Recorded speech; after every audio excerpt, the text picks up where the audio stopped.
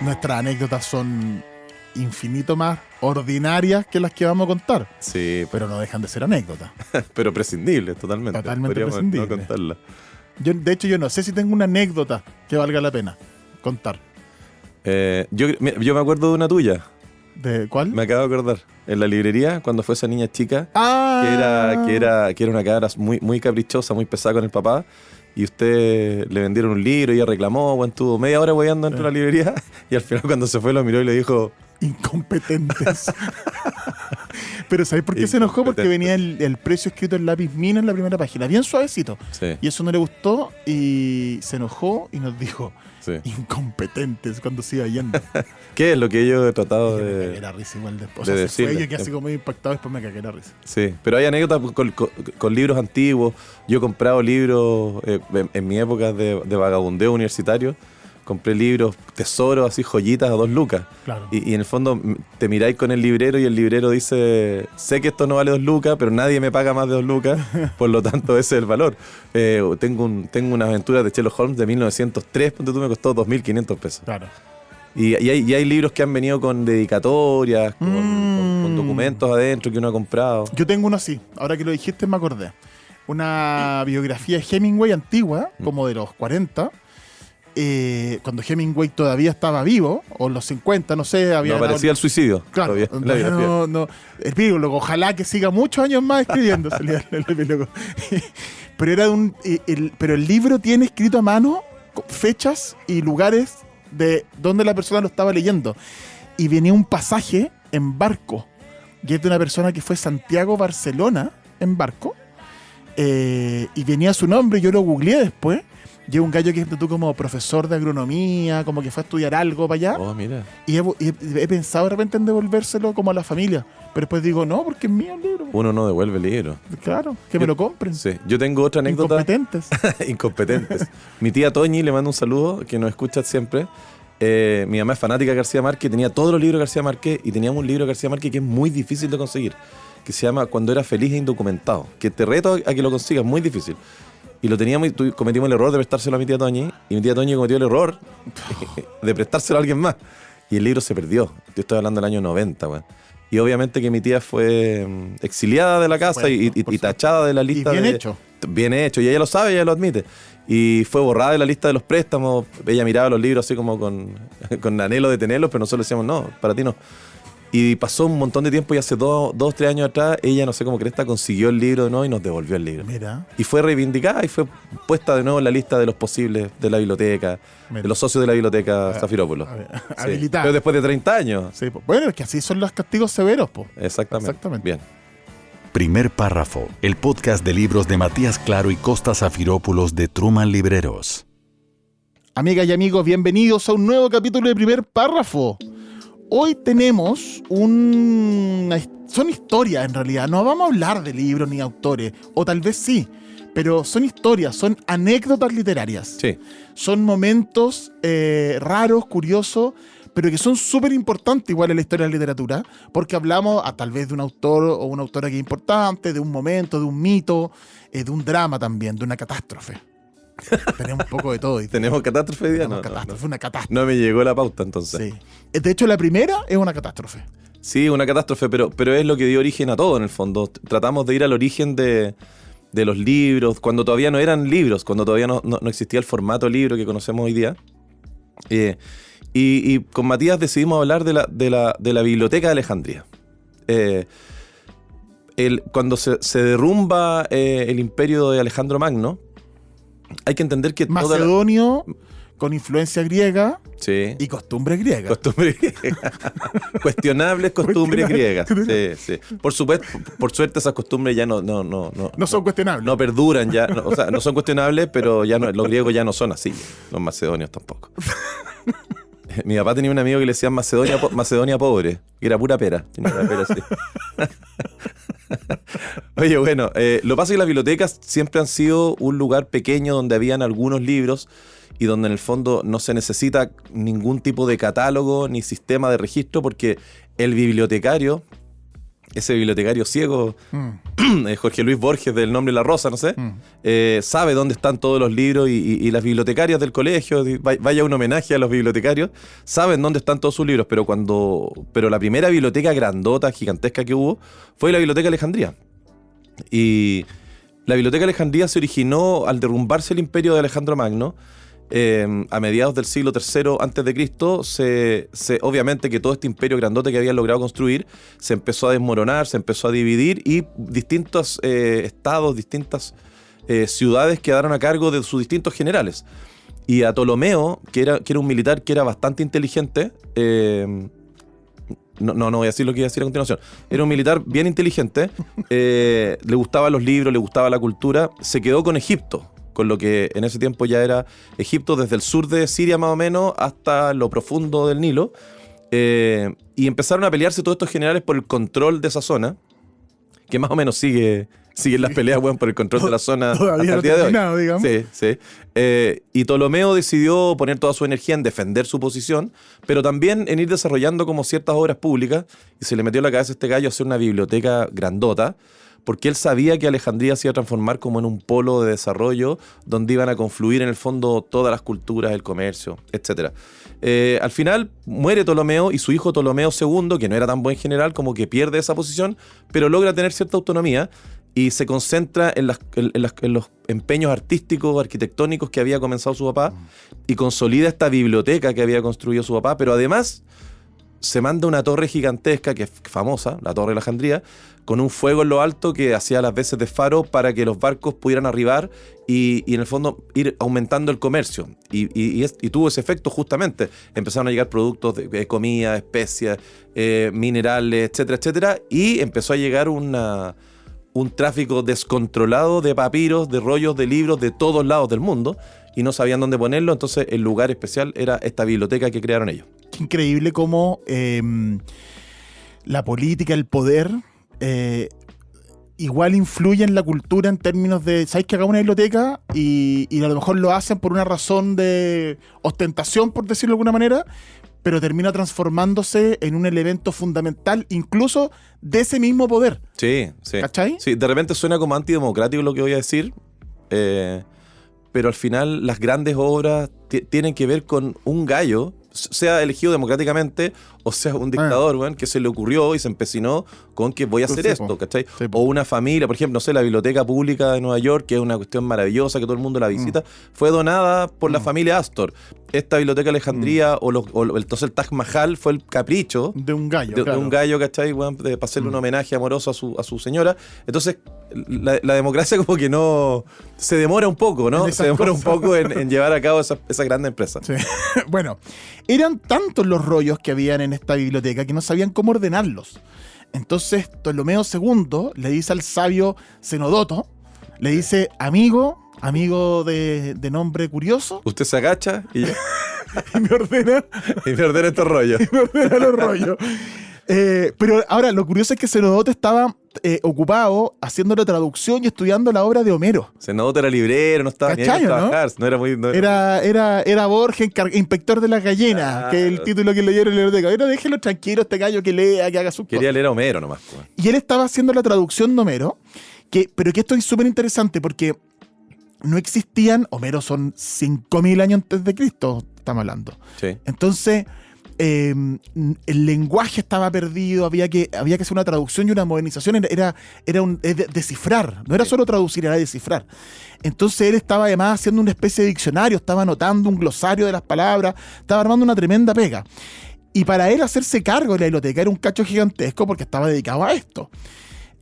Ahora, claro, si el rey, el emperador te lo pide, uno no le puede decir que no. Entonces Ptolomeo II le dijo, dame esta pega, rey faraón, y Cenodoto le dijo, perfecto, tengo que hacer esta pega. Al principio le dijo, lo voy a pensar porque era mucha pega y él era flojito y además estaba entretenido haciendo lo que le gusta y no encontraba la forma de cómo hacerlo, porque en el fondo cuando llegó a visitar la biblioteca se dio cuenta de la magnitud de esta empresa, que eran miles de rollos sin orden ni concierto, estaban ahí tirados, de ninguna forma, ordenados. Y lo que les comenté recién, que las bibliotecas hasta ese momento eran cosas chiquititas, donde el orden dependía del bibliotecario y por tanto todos sabían dónde estaban las cosas. Pero esta otra cuestión era una cuestión gigantesca, no había cómo alguien se pudiera aprender el orden de los rollos, y por lo tanto era otra cosa esta cuestión. O sea, de hecho, yo, por ejemplo, no me sé el orden de mis rollos. Y todos los días llegan rollos nuevos. Ese es el problema. Y no se van. Y así no se van. Y eso mismo, así ocurrió en Alejandría. Una catástrofe de rollos. Oye, bueno, entonces Senodoto se fue para la casa y dijo, puta, ¿cómo lo hago? ¿Cómo lo hago? Y se acordó de lo que estaba haciendo él con la obra de Homero, que había un glosario, y se acordó de cómo él organizaba el glosario, que era por orden alfabético. Entonces dijo, no dijo Eureka porque se fue Arquímedes, pero dijo, qué bueno, ¿qué tal? Y volvió y le dijo a Ptolomeo II, le dijo, ¿sabes qué, Ptolomeo?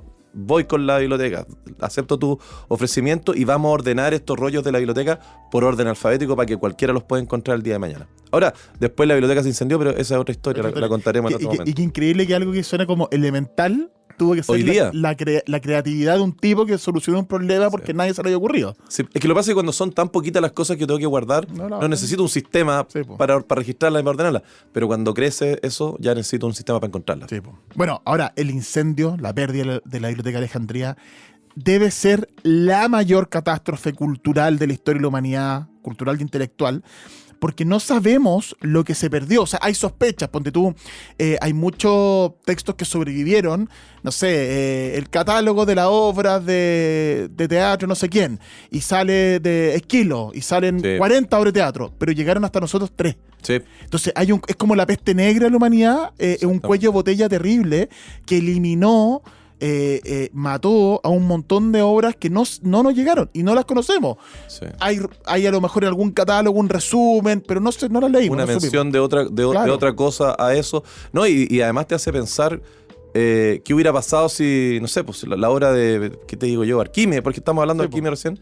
Cuando te llevé el desayuno a la cama en la mañana, estamos comentando que el tornillo de Arquímedes, ¿cachai? La bomba, no existiría nada si, imagínate, no hubiera llegado a nosotros. Lo habrían inventado de todas maneras, lo habrían hecho, habrían obras que hubieran, no sé, Edipo Rey se habría escrito si se hubiera quemado y no habría llegado. Y eso es interesante porque la cultura, si le hacemos caso a que las pirámides, no le hacemos caso a alienígenas ancestrales, sino que le hacemos caso como a otras cosas, digamos, ¿ya? Las pirámides, por ejemplo, surgieron en distintos lugares del mundo porque pareciera ser que los avances culturales se van logrando independientes de donde estemos. Por lo tanto, siguiendo esa lógica, Edipo Rey no se habría tratado de un griego con su madre reina, con su padre rey, matando no su sé papá, qué, claro. sino que habría sido a lo mejor en una tribu en África, en una azteca que se habría tratado. Entonces, habría surgido un tropo, como le dicen los intelectuales, exacto, un argumento. La idea de un Edipo Rey en otro lado.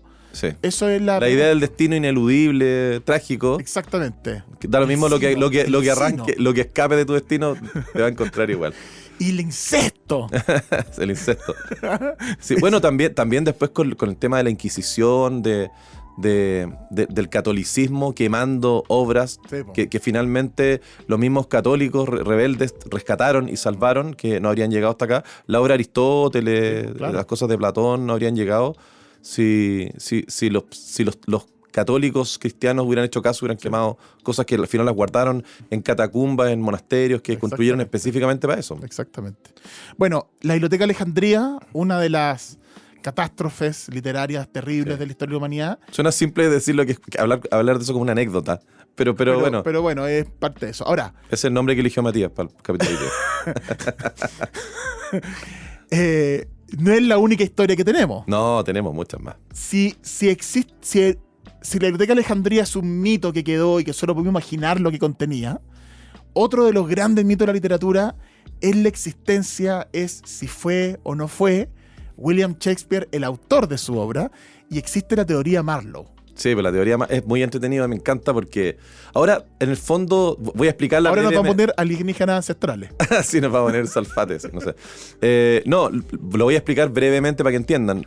Hay muchos estudiosos, hay muchos estudios, muchos papers, hay un movimiento que hasta el día de hoy está vigente, que señala que en el fondo el William Shakespeare, que nació en Stratford, Avon, que el que todos conocemos como autor de esas obras no es el verdadero autor de esas obras, y que el verdadero autor de las obras de Shakespeare es otra persona con mucho más cultura, con mucho más estudio.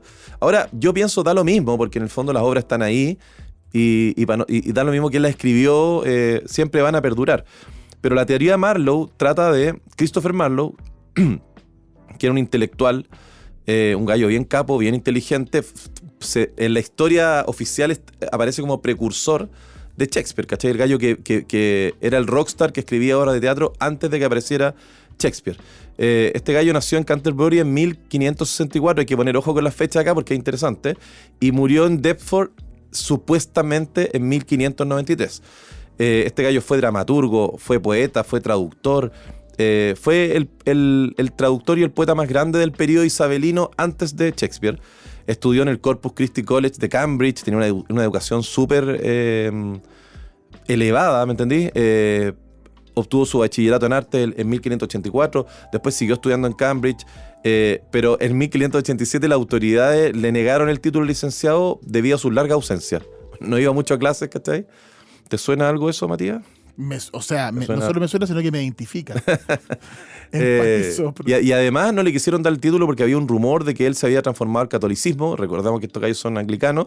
Y había viajado a Reims, en Francia, para preparar su sacerdocio, ¿cachai? Entonces todos sus rumores, bueno, no te vamos a dar el título porque no venís nunca a clase y además querés ser cristiano. Sin embargo, cuando estaban a punto de firmar el decreto para no darle su título, recibieron una orden del consejo privado de la reina, elogiándolo por su fidelidad y servicio a la reina, porque la verdadera historia, en el fondo, es que Marlowe era un espía de la reina que trabajaba por servicio a la reina. Y este comunicado del consejo privado de la reina, ¿qué es lo que decía? Decía lo siguiente: en su viaje a Reims, él no hizo tal intento, sino que por el contrario estuvo a las órdenes y al servicio de la reina. Tal rumor deberá ser acallado por todos los medios posibles. No es del agrado de la reina que el que ha estado dedicado al servicio de su país se vea difamado por aquellos que desconocen los extremos que lo han tenido ocupado. O sea, claramente era un gallo espía que trabajaba para el gobierno, y eso es súper importante después para entender lo que vamos a contar a continuación. Claro, entonces, si está, por un lado está Christopher Marlowe con estas fechas que tú has nombrado, 1564, 1593, 1587, surge también, en esos mismos años, fue contemporáneo, un señor que se llamaba William Shakespeare, que nació también en 1564, que se sabe que existió. Hay una acta de bautismo, hay un acta de matrimonio, hay un funeral, hay un testamento. Pero hay poca información. Por lo tanto, pero puras cosas burocráticas. Entonces, no se discute la existencia. Ojo, por supuesto que hay muchos otros que dicen, no, ya, si Shakespeare existió, si obviamente es él, y hay otros datos, pero juguemos el juego de no fue Shakespeare. Sí. O sea, de hecho, la teoría dominante es que Shakespeare escribió sus obras, y nosotros estamos hablando de más acá. Pero hay una gran corriente de pensamiento que dice lo contrario. Y es la que nos más entretiene y la que vamos a defender a rajatabla. Bueno, Shakespeare cursó sus primeros estudios en una escuela primaria, la Stratford Grammar School, en el centro de su ciudad natal, se educó, donde nació. Lo que le debe haber dado creemos que le tiene que haber dado algún tipo de educación intensiva en gramática y en literatura latina. Sí. Algo había estudiado. Pero una escuela penquita. Pero una escuela, claro. Era bien irregular esa educación, por lo tanto, no sabemos qué tan buena era. Se dice que la de Stratford era buena. Y esto es importante porque se discute mucho si un hombre con la educación de Shakespeare puede haber tenido la cultura y la capacidad para escribir lo que escribió. Entonces, esto es un dato importante. Entonces, no eran escuelas tan buenas, pero esa era buena. Siempre está como la duda, ¿cachai? Sí. De hecho, por ejemplo, se habla de que él habría tenido acceso a la educación porque era el hijo de un alto cargo del gobierno local, de su padre. Entonces, por eso se cree que él pudo ser educado, ¿no?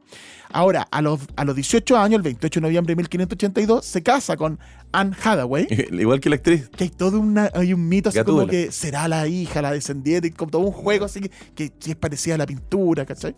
Bueno, Anne Hathaway, que tenía 26 años, el hombre tenía 18 y ya 26, y hay testigos, en la acta, 2 vecinos, Fulk Sandals y John Richardson, atestiguaron que no existía impedimento para esta ceremonia, y se supone que había, ese es el rumor, perdón, que había estaban apurados para casarse. Yo tengo una historia, un tío mío que se casó apurado con su señora, que duraron 1000 años y todo, pero se casaron apurados, y dice que sus testigos de matrimonio fueron Smith y Wesson.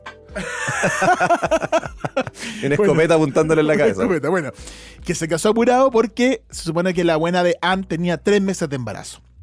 Entonces, los últimos años de la década de 1580 se habla de que son los años perdidos de Shakespeare, porque no hay evidencia de dónde estuvo, ni de por qué se fue de Stratford a Londres, ni si escribió. Sí, No hay se un rumor sabe de de que él. fue maestro rural. Exactamente. Claro. Se cree que habría sido maestro rural por algún biógrafo antiguo, pero son rumores, o sea, no se sabe bien qué es lo que pasó con él. Sí, bueno, lo que les cuenta Matías acerca de Shakespeare, en el fondo, porque nosotros somos tendenciosos y queremos destacar el hecho de que el gallo en realidad no estaba muy bien educado en contraposición a Marlowe, que era un gallo muy inteligente, muy educado, que venía de muy buena familia, que había escrito obras de teatro famosísimas, El Doctor Fausto, El Judío de Malta, La Masacre en París. Este gallo ya era dramaturgo, era actor, tenía todo lo que tiene que tener un Shakespeare, entre comillas. Este gallo se fue a Londres, participó en la compañía de teatro del Conde de Nottingham, que es una compañía de teatro súper prestigiosa, y ahí donde estrenaron la mayoría de las obras que les mencioné yo, que fueron de su autoría. Después también participó en una cuestión que se llamaba La Escuela de la Noche, que era un grupo de libre pensadores liderados por Walter Raleigh, que era un famoso intelectual inglés isabelino de aquella época. Y no se sabe mucho de su estancia en Londres, porque el gallo era espía y andaba en cuestiones secretas y todo. Vivió con... se cuestionó también su sexualidad, obviamente, si era actor, cómo no. Se sabe poco de su estancia en Londres y vivió con un tal Thomas Kidd, que también era autor de otras obras. Entre ellas, una cuestión que tuvo mucho éxito en ese tiempo, que se llamaba La Tragedia Española. Entonces, a Thomas Kidd, que vivía con Marlowe, lo tomaron detenido por sospecha. Ya existía la detención por sospecha en ese tiempo, que podría volver, weón. No sé. No sé. Pero sí. No sé, pero sí. Que estamos viendo la noticia, se llevaron a un venezolano por una patente adulterada. Bueno, son temas relacionados, ¿no? Pero bueno, lo decimos. Oye, bueno, entonces este Thomas Kidd, ¿cachai? Lo empezaron... Te van a llegar un día a buscar. Bueno, ¿qué le vamos a hacer? No hay que dar mi dirección. Entonces este Thomas Kidd, que vivía con Christopher Marlowe, que fue autor de esta tragedia española, era un gallo famoso y qué sé yo, lo tuvieron por sospecha, porque sospecharon de que el gallo estaba cometiendo actos de traición. Le encontraron unos escritos comprometedores con la religión. Acuérdate que la religión era un tema en ese tiempo, y fue sometido a tortura, como no. Y en el medio de la tortura, bueno, acusó a Marlowe, a su compañero de pieza, a su roommate, que él había sido el autor de estos escritos, ¿cachai? Que iban en contra de la religión anglicana. Entonces, obviamente que esto puso bajo sospecha a Marlowe, y además hay un informante bien mezquino, bien picado, que no era muy amigo de Marlowe, y que apareció diciendo que Marlowe era ateo, que había cuestionado pasajes de la Biblia. Lo acusó de amenazar con acuñar su propia moneda. Mira qué estupidez, weón. ¿Quién va a acuñar su propia moneda? No tiene ningún valor eso. Bueno, mi hermano una vez fuimos a una fiesta de disfraces, y mi hermano a última hora se disfrazó de Farcas, se puso un terno y una peluca rubia, y fue el mejor disfraz de la fiesta. Y imprimió billetes falsos y se los dio al conserje. El conserje lo recibió con weón, así, estaba vuelto loco el conserje, y después se enteró que los billetes están impresos solamente por una cara. Qué mala onda. Pero el mejor disfraz, Farca. Bueno, ahí mi hermano acuñó su propia moneda y... Y no le sirvió nada. Claro, también obviamente lo acusaron a Christopher Marlowe de prácticas homosexuales, que era habitual en ese tiempo, ese tipo de acusaciones, sí. No sé si las prácticas. Por estas acusaciones, este gallo empezó a sospechar Marlowe que pronto lo iban a detener, pero además él jugaba a dos bandas, era una especie de espía, doble espía, por lo tanto tenía sus contactos, ¿cachai? Entonces organizaron con sus amigos espías, él se juntaba mucho con Ingram Fraser, con Nicholas Church y Robert Pulley, que eran un grupo de gallos que eran cuestionables personajes por su relación con el espionaje y las confabulaciones, porque trabajaban para Thomas Walsingham, que a su vez era primo de Sir Francis Walsingham, que era un gallo muy famoso en aquella época, que era el secretario de Estado y responsable de los servicios de espionaje. Y el fin de semana anterior habían estado en la hacienda de Sir Francis Walsingham, y obviamente que estaban planeando alguna cuestión para poder hacer desaparecer a Christopher Marlowe. O sea, es para que no lo detuvieran. Claro, o sea, es bien interesante porque calza justo las piezas. Todo calza justo, es una teoría conspirativa, pero sabéis que las fechas calzan y los personajes me calzan totalmente. Entonces pasaron 4 días en esta posada como preparando esta desaparición de Marlowe, y después se juntaron a cenar en Deptford, y como que fingieron un poquito una pelea entre Fraser, que era amigo de Ingram, Fraser era amigo de Marlowe, y fingen como una pelea. Este gallo de Fraser era una especie de Liam Neeson, weón, así como era experto. Claro. I will find you. Oye, y entonces, bueno, era experto en ataque de armas, entonces de repente están en la posada, están conversando y se arma una riña, y Marlowe saca un cuchillo y como que se lo va a enterrar y el gallo se lo da vuelta y se lo entierra de mentiritas a Marlowe y fingen su muerte. Y hay sangre, hay testigos. Curiosamente, cuando Marlowe cae en el suelo, va pasando por afuera de la taberna, que estaba en Death porque no estaba en Londres, Danby, que es uno de los jueces de la reina, muy cercano a la reina. Ministro de Fe. Justo iba pasando por fuera para declarar la muerte de Marlowe y luego custodiar el cuerpo, es que lo llevaron en una carreta a incinerarlo. Entonces se dice que llevaron el cuerpo de Marlowe, que estaba vivo, que hay un relato de Santiago Posteguillo en un libro que tiene, que se llama Cuando Frankenstein leyó al Quijote, que tiene alguna anécdota de la literatura, que reclamó porque usaron sangre de vaca, era muy hedionda, entonces reclamó, es parte de la ficción también. Y llevaban un cuerpo de un ahorcado, un NN, para poder incinerarlo en lugar de Marlowe. Mira, lo incineraron a las 24 horas. No esperaron nada, no hubo sepelio, no hubo velorio, no hubo nada, ¿cachai? Desapareció Marlowe para siempre. Bueno, el tema es que supuestamente la vida de Marlowe continuó después de esta pantalla de muerte. Habría seguido con su servicio a la reina en Francia, en Italia, en otros países, desde donde enviaba estos informes de inteligencia, pero además mandaba otras cosas. La idea es que aquí habría empezado a mandar otras cosas, como Hamlet, como Otelo, como Julio César, como El Mercader de Venecia, como Romeo y Julieta, Muchos ríos, pocas nueces, etcétera, etcétera. Sueño una noche de verano, Macbeth. Todas nacieron después de la muerte de Marlowe. O sea, y Shakespeare, el Shakespeare verdadero en el fondo, el que todos conocemos como Shakespeare, no escribió nada antes de 1593. Entonces, empiezan a aparecer las grandes obras de Shakespeare cuando Marlowe muere. Marlowe no puede aparecer como autor, por lo tanto había que ocupar un palo blanco, y ese palo blanco habría sido William. Se supone que le propone a este actor NN, este actor penquita, si quiere hacerlas de celebrity y en el fondo poner la cara por Marlowe. Ahora, si tú te fijáis, las temáticas, este gallo anduvo en Italia, anduvo en España, anduvo en Francia y todo, Romeo y Julieta en Verona, sí, po. O sea, los lugares, ¿cachai? El Mercader de Venecia, dicen que trabajó mucho tiempo. De hecho, se sabe, más adelante lo vamos a mencionar, pero se sabe que hay testimonio escrito de que un tal Marlowe anduvo llegó hasta Valladolid, claro. Anduvo en Francia, anduvo en Italia. Claro. Ahora, claro, la corriente dominante, como decíamos antes, sigue considerando que Shakespeare fue Shakespeare, el de Stratford. Hay, por ejemplo, un dato bien interesante a propósito de la verosimilitud de algunas cosas que escribió Shakespeare. Por ejemplo, él escribe, mira, si Shakespeare no hubiera sido Shakespeare, ¿cómo se habría escrito con tanta profundidad del mundo rural?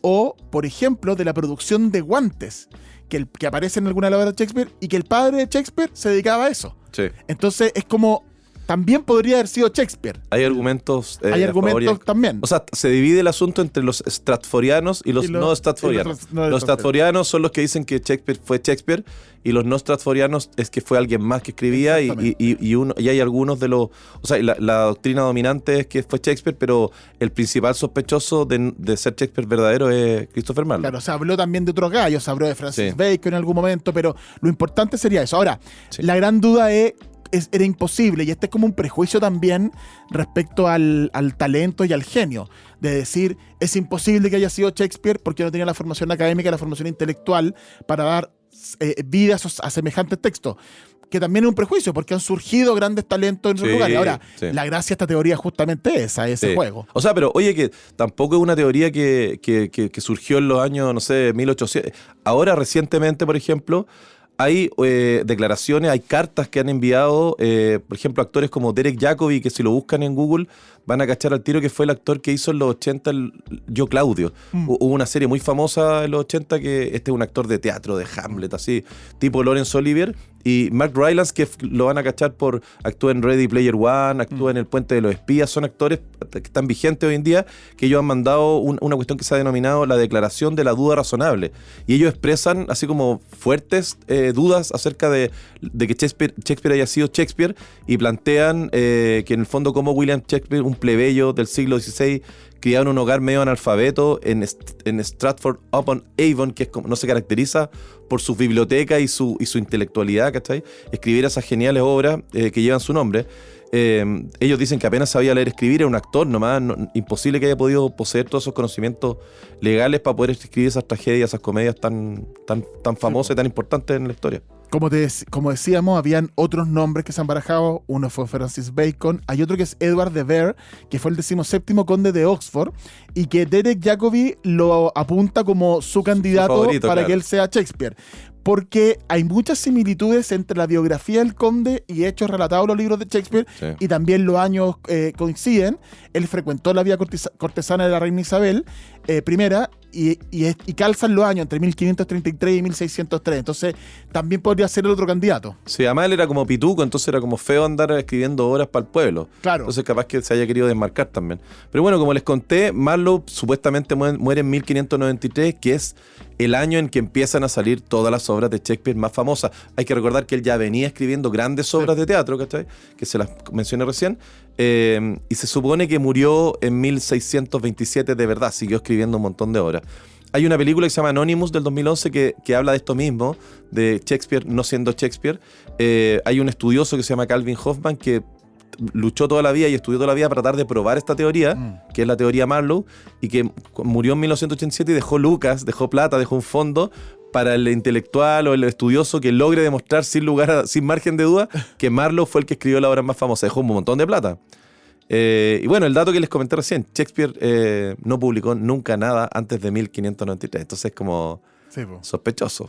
Bueno, si Shakespeare es el gran misterio, el gran autor de la literatura inglesa, La otra cara de la moneda. la otra cara de la moneda, y el gran autor de la literatura en español, contemporáneo de Shakespeare, que se supone que Shakespeare habría leído el Quijote de Cervantes, es Miguel de Cervantes, que tiene una historia muy curiosa a su nombre, porque es Miguel de Cervantes y Saavedra, pero el apellido Saavedra se supone que lo habría empezado a usar después de estar preso. Cervantes pasó preso montones de veces y vamos a repasar algunas de esos momentos que estuvo preso. Sí, no es su apellido de verdad, Saavedra. Saavedra se lo agregó él después de su cautiverio, después de la batalla de Lepanto, porque Saavedra vendría de Shaivedra, que es en dialecto árabe magrebí, se pronuncia así en español Shaivedra y significa brazo tullido o estropeado. Claro. Y eso cuando Cervantes estaba en Argel secuestrado, habría sido una referencia a que su mano izquierda había sido víctima la tenía tullida producto de una esquirla, de una bomba, de un proyectil que no le habría hecho perder el brazo, sino que se lo habría dejado así como flácido. Eso es algo interesante, porque la gente creía que era manco. Sí. Y no era manco, lo que pasa es que tenía el brazo como medio inútil porque un tendón se le destrozó con una esquirla de bala. Justamente, entonces también eso es bien interesante porque ese apellido luego empezó a aparecer en las obras de Cervantes. Entonces como que o se apropió del nombre Saavedra y se identificó con ese nombre, pero es una historia bien interesante. Sí, hay una familia de Sevilla también que eran como súper ilustres, súper nobles, los Saavedra, y él como que también adoptó... Sí. Hay otra teoría, dicen que también... Que podría haber adoptado ese, Claro. que era un pariente, que también está Gonzalo Cervantes Saavedra, que habría sido un pariente lejano, también veterano de Lepanto y escritor, y que tiene algunos paralelos. Pero bueno, lo interesante es que Miguel de Cervantes el 7 de octubre de 1571 participa en la batalla de Lepanto, que fue una batalla hasta ese momento una de las grandes batallas navales de la historia. Sí. Además, participó contra el Imperio Turco. En esa batalla pierde este movimiento en la mano izquierda porque se le secciona un tendón por un trozo de plomo de un proyectil. Como tú decías, no se le amputa la mano, sino que le queda así como tu guía. Y Miguel de Cervantes continuó participando él era un soldado. Él estaba ingresado en estas batallas como soldado. ¿Y luego de eso? No, siguió participando en campañas, estuvo siempre peleando, además andaba con su hermano Miguel y Rodrigo para todos lados. Eso es súper interesante. Sí, pues porque imagínate, la mamá de Cervantes se quedaba, era como salvando al soldado Ryan, Sí, salvando al soldado Cervantes, porque después lo tomaron preso. Preso. Ya vamos para allá. Y también era hermano. Claro, entonces al regresar a esas campañas, estuvo en Italia como 3 años viviendo y en 1575 decidió volver a España desde Nápoles. El problema, que ahí empezó la mala suerte de Cervantes, que en las costas de Cataluña, cuando iba en el barco, los turcos, weón, puta, qué terrible los turcos. Andaban ahí secuestrando gente Y lo tomaron preso a él y a su hermano Miguel y Rodrigo, todos presos, ¿cachai? El secuestro ocurrió en 1565 y lo vendieron como esclavo, ¿cachai? Bueno, la esclavitud, bueno, los españoles fue una vuelta de mano, Sí, yo creo. sí. Lo vendieron como esclavo en Argel y estuvo prisionero 5 años Sí. en Argel en condiciones paupérrimas, Sí. en galeras, remando y todo, y el gallo trató de fugarse 4 veces. Y ahí hay una cuestión bien interesante, porque él no lo mataron y no lo vendieron como esclavo de inmediato, sino que estuvo 5 años, porque él estaba con unas cartas de autoridades de Italia, qué sé yo, para que le dieran pega en España a su vuelta. Sí. Y entonces la gente, cuando lo secuestraron y encuentran estas cartas, dijeron, estos gallos tienen plata. Tiene plata, es importante este Estos gallo. dos gallos, Miguel y Rodrigo, estos dos hermanos tienen lucas, Sí. entonces vamos a pedir un rescate. Sí. Y el rescate era mucha plata y la familia no lo podía pagar, entonces los dejaron prisioneros, y en algún momento liberaron a uno de los dos. O sea, liberaron a uno de los dos. Y Miguel dijo que liberan a mi hermano Rodrigo. No, pero- sí. O sea, Cervantes igual era héroe, una nobleza ¿cachai? tremenda. Tremenda. No, y en sus 4 intentos de fuga hay uno en que lo pillaron a él y él en 2 intentos de fuga él se echó la culpa. echó la culpa y lo torturaron y le Para que no pegaron, le pegaran a para los que no otros. le pegaran los otros, ¿cachai? Salvó a su hermano. La mamá desesperada tratando de juntar plata para poder pagar el rescate. Al final había un grupo de sacerdotes que se llamaban los Padres Trinitarios, que era un grupo de sacerdotes que se dedicaba a juntar plata para poder pagar rescates de prisioneros españoles. Y es más, weón, hablando de nobleza, de los curas, que es algo que ya está en desuso, estos padres de repente se ofrecían ellos mismos para reemplazar al esclavo que estaban liberando. Imagínate, weón, eso sí que es apostolado. Al final lograron pagar, habían ofrecido 300 escudos o sea, tenían 300 escudos nomás y lograron juntar 200 más y pagaron los 500 y liberaron a Miguel de Cervantes, que volvió a España. Pero imagínate, después de 5 años preso y trabajando como Y esclavo. estaba encadenado Sí. en la galera que solía hallar de esclavo, que ya ella no íbamos a verlo nunca más. Sí. Y lo soltaron de ahí, o sea, hasta el último momento lograron rescatarlo. Bueno, logra llegar a España. En España algo empieza a escribir, empieza ahí a acercarse a la literatura, pero primero se va a Sevilla, se establece en Sevilla, intentó ser escritor en Madrid, pero se va a Sevilla, y en Sevilla le dan una pega de recaudador de impuestos. Y en ese empleo tuvo muchos problemas, era medio desordenado con la plata, y lo acusaron en 1597 de apropiarse parte del dinero recaudado. Y terminó preso en la cárcel real de Sevilla, otro rato más, y ahí estuvo preso un par de meses. Y estando ahí preso, es donde se supone se le habría ocurrido escribir e inventar al Quijote. Se parecía al tesorero de Truman Librero. Oye, Tesorero curso, típico. Se queda con no le cuadraban las cuentas, pues bueno, y se las pidieron como un año después y él ya había agotado los papeles y todo, ya estaba todo Claro. escrito, según él. Sí, estuvo en Sevilla preso, lo metieron preso y él gritaba recado de escribir. Es como, denme papel para escribir. Claro. Le escribió unas cartas al rey, pero no lo pescó el rey, estuvo preso como 7 meses. Y ahí él mismo ha contado que empezó, no se sabe si con la idea o derechamente a escribir las primeras líneas del Quijote. El Quijote, de Alonso Quijano, Alonso Quijano. en un lugar de la Mancha. Bueno, se instala en Valladolid después de Sevilla en 1604, y ahí ya estaba viejo Cervantes. Había escrito obras de teatro, los famosos entremeses, y ahí empieza a escribir lo que es considerada la primera novela. Ahora, tiene algo también curioso, porque termina en la prisión Cervantes, De nuevo preso. de nuevo preso, pero esta vez por una acusación falsa. Asesinaron a un hombre en la puerta de su casa, un tal Gaspar de Espeleta, y ese asesino habría sido Melchor Galvar, que era amigo de Villarroel, el alcalde de Valladolid, y le cargaron ese muerto a Cervantes. Por lo tanto, Cervantes pasó otros días en prisión después de ser acusado falsamente del crimen, hasta que la acusación fue retirada por los funcionarios de justicia. O sea, el hombre Bueno, pasó en Una mala suerte. en la cárcel. Está acostumbrado ya. Sí, bueno, hay un comentario bien así como que te hace pensar, y te hace pensar en los chilenos, en cómo somos en Chile también, que lo hace Santiago Posteguillo en su libro, y comenta de que hay una placa en Sevilla, que aquí estuvo preso, no sé, Miguel de Cervantes, bueno, y hay, no sé, miles de millones de placas a lo largo de toda España y todo, y él comenta tiene miles de placas conmemorativas, pero igual lo metimos preso, 2 veces. Claro. Entonces, típico esta cosa del reconocimiento tardío, de no reconocer cuando tenía un genio al lado, de los reconocimientos cuando la gente ya está muerta ya. Y los chilenos somos raros, weón. El otro día escuché un rumor de que Pedro Pascal podría estar nominado al Oscar y empezaron a hablar, primer chileno nominado a un Oscar. Yo no entiendo por qué nos colgamos de esas cosas. Sí, po.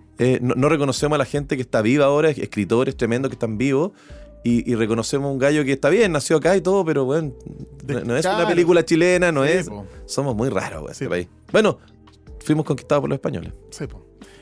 A propósito de genios, hay otro genio, otra anécdota más para cerrar este capítulo sobre historias curiosas de la literatura, la de Alejandro Dumas y sus negros. Sus negros. Suena Aclara eso, raro y suena como ¿qué onda?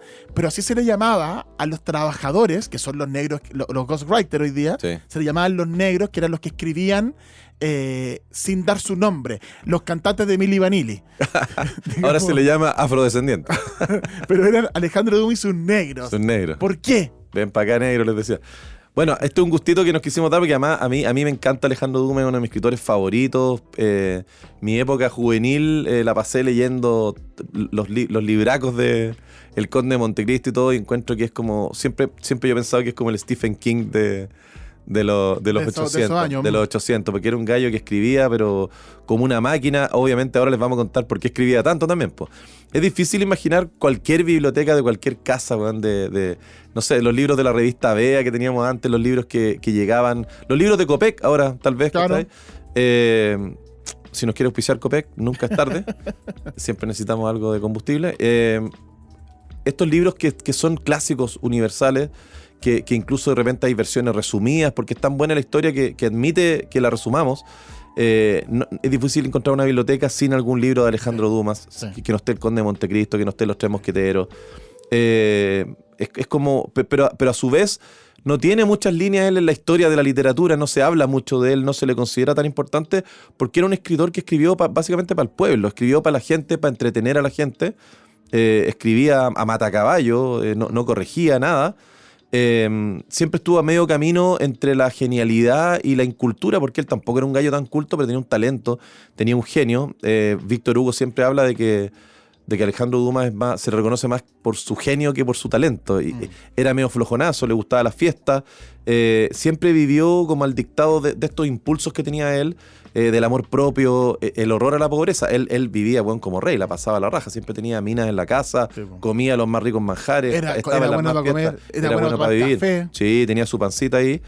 Siempre le tuvo miedo como a la pobreza, ¿cachai? Y tiene estos personajes que pasan estrecheces, que la luchan contra el sistema. Esta necesidad de medrar, esta palabra que no ocupamos mucho nosotros acá, que a mí me encanta, que es como surgir, pero también con el ingenio, surgir a toda costa con el ingenio, con Medio alguna que otra Urdemales también, Pedro Urdemales. con un poquito de artimaña, ¿cachai? Esa palabra que la usan mucho los españoles, esta fascinación por lo heroico, como un tipo común y corriente como D'Artagnan se transforma por las circunstancias y por el arrojo y la valentía en un gallo especial, protagonista de su propia historia, ¿cachai? Esta cosa vanidosa, el donjuanismo, tenía un montón de bolola Alejandro Dumas, era súper fanfarrón, era pródigo en atenciones, dicen que era bien amigo de José Zorrilla, que se juntaban a hacer maldades, ¿cachai? Cuando Zorrilla No iba deja de ser irónico, a Francia. Sí, pues sí. Esta increíble capacidad de trabajo que tenía Alejandro Dumas, que escribía, bueno, era una locura, o sea, se dice que nadie lo ha leído entero, ningún lector ha podido leer todo lo de Dumas, ni siquiera él mismo. Y no es solamente porque él no se releía su obra, sino que porque se dice y se sabe que él no escribía todo lo que publicaba bajo su nombre, ¿cachai? Porque era una fábrica de publicaciones. Piensen que entre 1826 y 1870 escribió alrededor de 91 obras de teatro, 200 novelas, relatos cortos, 10 volúmenes de memorias, 19 impresiones de viaje. Dirige y funda 8 periódicos, weón. Acaba su vida redactando hasta un libro de cocina. Imagínate la cantidad de cosas que escribió Dumas, ¿cachai? Es imposible que la haya escrito él solo.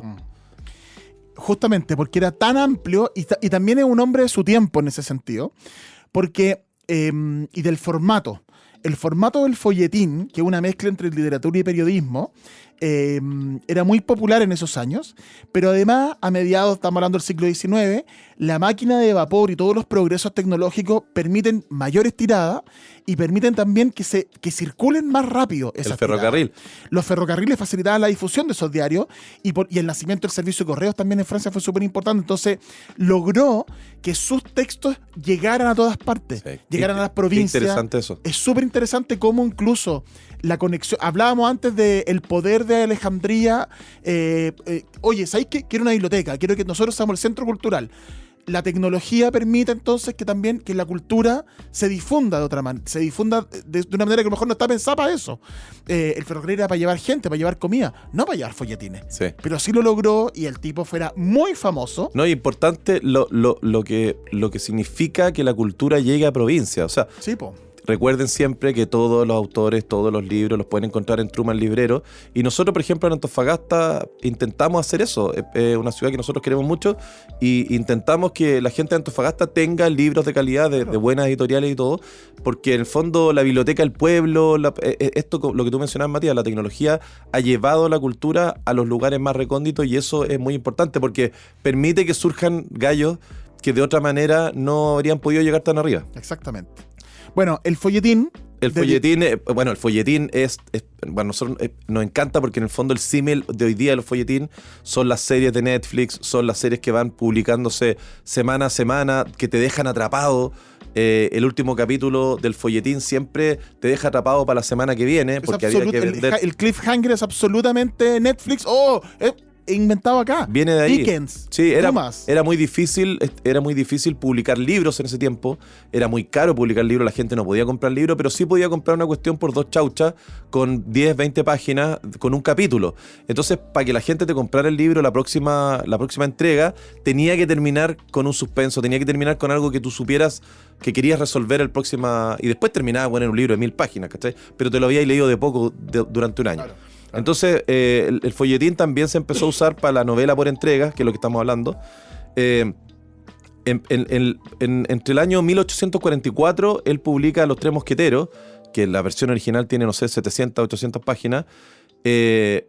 Al año siguiente publica la segunda parte, que es como 1000 páginas, que es 20 años después, cuando los mosqueteros están cuarentones ya, que es un libro que a mí me encanta personalmente.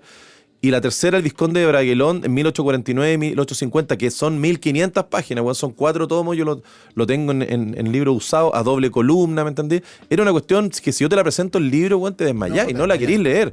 Pero a la gente se la presentaban semana a semana. El Conde de Montecristo, por su parte, empezó en 1844 y terminó en 1846. También, bueno, 1200 páginas, con las aventuras del mundo Dantes, con el abate Faría, ¿cachai? Toda esta historia de venganza, que además que se ha repetido hasta el cansancio, pues bueno, o sea, la historia de un gallo que es encarcelado injustamente, que después sale de la cárcel, se transforma en millonario y se quiere vengar de los gallos que le hicieron la cama, ¿me entendí? Se ha hecho hasta el cansancio en series, en televisión, etcétera. Entonces, esta facilidad para enganchar a la gente era una receta infalible que le funcionó pero perfecto a Alejandro Dumas y lo transformó en el escritor más leído de su tiempo. Hay una cuestión ahí bien interesante de conectar esto que dices tú de Dumas o lo de Dickens de los libros por entrega, de publicado en diarios por unas chauchas porque los libros eran muy caros, que el formato de hoy día eso son las telenovelas. Entonces imagínense una telenovela que sea de tal nivel y tan entretenida y tan buena como Oliver Twist de Dickens, como David Copperfield, como Los Tres Mosqueteros, como el Conde de Montecristo, que de hecho el Conde de Montecristo hasta hace poco nomás fue adaptado como el mismo argumento, porque el tipo que se va y vuelve, ¿cachai? Sí. O sea, pero hace poco, del año pasado, salió en Netflix D'Artagnan. Claro. Que es una nueva reversión de de la primera de Los Tres Mosqueteros, ¿cachai? O sea, imagínense que la novela turca que ustedes ven hoy día, que no sé cuál será, pero bueno, no sé, La Madrastra, en los 80. Sí. 200 años después alguien se va a acordar de esa novela. Claro, nadie se va a acordar. Bueno, pero todavía no acordamos de Los Tres Mosqueteros. Es tan buena, tendría que ser tan buena la novela turca que se esté dando ahora, que en 200 años más la sigan viendo y siga siendo de lo más visto en Netflix de 200 años más. Eso es el equivalente de Dumas o Dickens. Exactamente. Eran las telenovelas de la época, los Netflix de la época, y se siguen leyendo y viendo. Así de bueno es.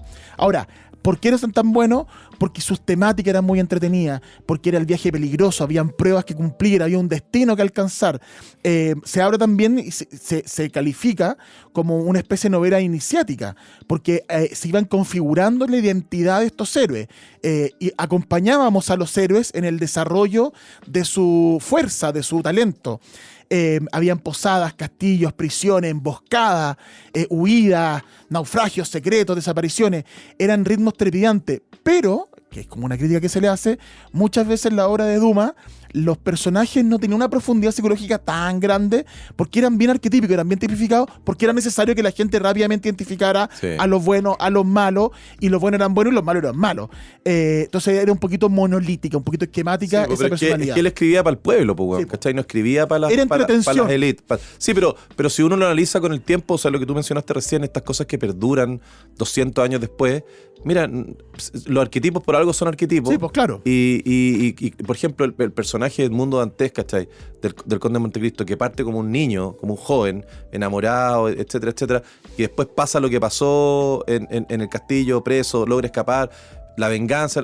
¿Tú me vas a decir que ese personaje no tiene una profundidad psicológica? Claro, sí, pues. La tiene, ¿cachai? Y el viaje de D'Artagnan, que empieza con D'Artagnan joven, llegando ahí a los tercios a pelear, recomendado por su papá, que había sido mosquetero y todo, y termina en el Vizconde de Bragelón con D'Artagnan siendo el capitán de la guardia, claro, el jefe de todo, el hombre de la máscara de hierro. Hay un viaje del personaje. El héroe, exactamente, claro. Y hay una profundidad, y por eso perdura. A lo mejor no tiene la profundidad de los personajes de Dickens, claro, o de los personajes de Víctor Hugo, claro, pero hay algo ahí. Pero hay algo. Sí, bueno, la anécdota de por qué los negros. De Dumas y de por qué los negros es porque en el fondo comentábamos que él tenía sus negros, sus escritores en la sombra, y el principal escritor que colaboró con él durante 10 años, de 1841 al 51, fue Auguste Maquet, que era un gallo bien seco, escribía muy bien. Ahora, es importante decir al tiro, yo como fanático de Dumas, que Maquet nunca escribió nada por sí mismo que haya tenido el éxito de lo que escribió con Dumas. O sea, el portador del genio, el monopolio del genio lo tenía Dumas. Él era el que se le ocurría la historia y todo, y Maquet en el fondo lo que hacía era hacerle la investigación histórica, la primera redacción, pero era Dumas el que le hacía como el storyboard de los acontecimientos. Era una especie de Stan Lee, para que la gente entienda, de Marvel, que él daba las pautas, los nombres del personaje, el superhéroe, los poderes, el viaje, y Auguste Maquet investigaba la historia, qué sé yo. Había muchas deficiencias históricas en los libros de Dumas. Escribía muy a mata caballo y de repente se equivocaba, no era muy preciso históricamente. Entonces después Dumas, una vez que Maquet hacía este primer borrador en base a las pautas que le había dado Dumas, era Dumas el que revisaba y encontraba y dramatizaba mejor ciertas escenas, desarrollaba los personajes, mandaba retoques. El buen escribía sin signos de puntuación, sin nada. Después los ayudantes le corregían. El buen era rockstar nomás, el buen hacía lo que... Ahora, ese esquema de escritura, cuando uno de repente ve documentales de las películas, de series que a uno le gustan, debe ser muy parecido a los equipos de guionistas hoy día. Sí, o sea, uno, no sé, Seinfeld y Larry David tenían la idea, totalmente, y tenían equipos de guionistas que les tiraban alguna idea y ellos elegían, pero a esto otro, y le daban los giros, y todos sabemos que son Seinfeld y Larry David. Sí. Pero en realidad era un guionista, pero es Seinfeld y Larry David. Son los que ponen el toque. Hablamos en el capítulo de literatura y Mad Men de Matthew Weiner, de cómo se sentaba él a dictar, ¿cachai?, las pautas del capítulo y de repente los capítulos enteros, y los guionistas arreglaban, corregían, no sé, pero hay un gallo que es el del talento, y en este caso era Dumas. Ellos eran bien amigos al principio, porque le llegaban muchas lucas a Auguste Maquet, producto de esta asociación con Dumas, pero él en algún momento obviamente que empezó a resentir este tema de que él no figuraba en los créditos, pero en algún momento él le cedió por amistad todos los derechos de lo que él había escrito a Dumas. Pero después se empezó a picar y se enojó y se los pidió de vuelta y lo demandó, y Dumas le dijo no. y no se los devolvió, y nunca figuró en los créditos a Auguste Maquet, pese a que recién en 1922 los herederos de él lograron cobrar algunas luquitas a la familia de Dumas por los derechos. Pero en realidad era Dumas el que escribía, el que era el autor de la idea y era el gallo del genio, ¿cachai? Estamos... Hay una crítica ahí que conversamos recién, estoy pensando en Alejandro Dumas, de este tema de que nos pasó con Stephen King cuando hablamos en el capítulo de él, como que los miran en menos los intelectuales, ¿cachai? Porque es un autor como popular, ¿cachai?, que escribía mucho, casi como a pedido de las masas, y yo no entiendo cómo eso puede ser mirado en menos. Hay escritores profundos, bueno, hay escritores comprometidos políticamente, weón, no sé. Y hay otros escritores que escriben para entretener, que entienden la literatura como una entretención y como algo que puede perdurar o no. Y hay esa crítica contra Dumas que yo no la comparto. Pero escribía, como les dije, apurado, sin signo ortográfico, weón. Estas infidelidades históricas, weón, los clichés. Habían diálogos que eran bien largos porque les pagaban por línea. Entonces, weón, metámosle más diálogo al libro, ¿cachai? Esa pega, por ejemplo, obvio que la hacía el negro. Sí, ¿cachai? Ya, y ahí tú le metís caca, ya, yo le meto caca, ¿cachai? Sí, es verdad. Es como haciendo, bueno, es igual que un grupo de alumnos de un colegio, de la universidad, ¿y qué hacemos en marco teórico? Yo le meto caca, ¿cachai? Yo le pongo fotos, yo le meto caca, ¿cachai? Sí, es verdad. Bueno, le ha pesado mucho su fama esta de frívolo, mujeriego. Sí. Como que ha minado un poco su valor, fama, valor como escritor. Pero ahí hay una cosa que quiero retomar lo que tú estás diciendo como para ir cerrando, que tiene que ver con cuando uno aborda la literatura tiene para todos los gustos y todos los colores. Si tú quieres ser intelectual y denso, tienes autores y filosofía y libros y novelas y qué sé yo. Y si quieres ser ligero y entretenerte, también tienes tus autores. Y la verdad es que hay libros para todo, que es como una de las frases de Truman Librero. Libros para todo, libros para todo. Entonces, siempre hay una lectura que tú puedes encontrar. Si tú quieres entretenerte, y en ese tiempo la gente que se quería entretener, leía a Alejandro Dumas. Sí. Y la obra de Alejandro Dumas, es cierto, habrán novelas que tendrán errores históricos, habrán personajes más acartonados que otros, pero nadie puede decir que Los Tres Mosqueteros no es entretenida. Sí. Nadie puede decir que El Conde de Montecristo no es la gran historia de venganza de la literatura universal. Sí. Entonces, ojo, porque hay valor y hay flores en esos autores que son mirados en menos en un momento. Sí, pero además hay valores. Hay valores. Tú lees Los Tres Mosqueteros y hay valores. Ahí está la lealtad, está el compromiso, claro. La tarea que hay que hacer, está la postergación, el tema de los soldados, ¿cachai? Que cumplen un deber y le son fieles al rey y al país, ¿cachai?